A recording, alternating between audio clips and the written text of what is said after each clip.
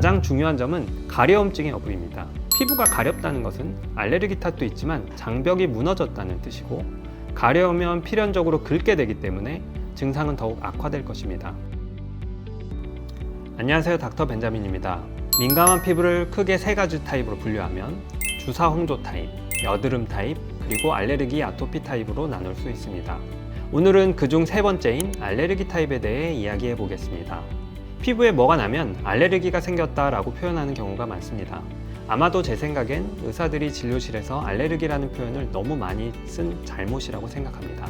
알레르기라면 뭐에 알레르기가 있는지 정확히 확인하고 알레르기라는 진단을 붙여야 합니다.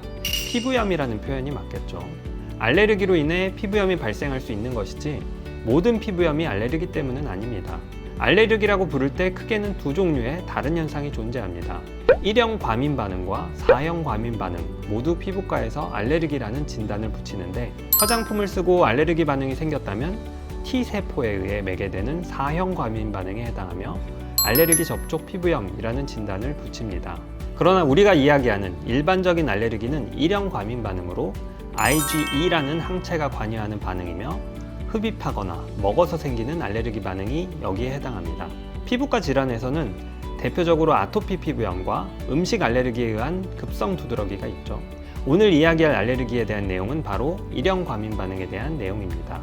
한 가지 오해하면 안 되는 것은 알레르기가 있다고 무조건 피부 증상으로 나타나지 않는다는 것입니다. 피부 증상에서는 피부 장벽 약화라는 현상이 더욱 중요합니다.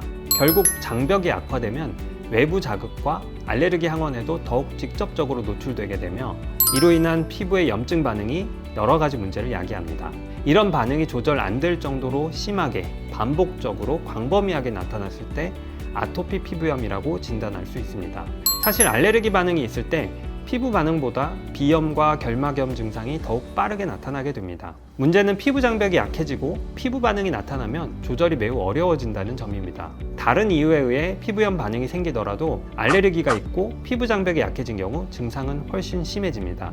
장벽 약화와 연관이 높은 홍조 질환에서 알레르기가 같이 있을 때 증상이 더 강하게 나타날 수 있다는 거죠. 아토피 피부염 환자에서 홍조 현상이 동반되는 경우도 흔하게 볼 수 있습니다.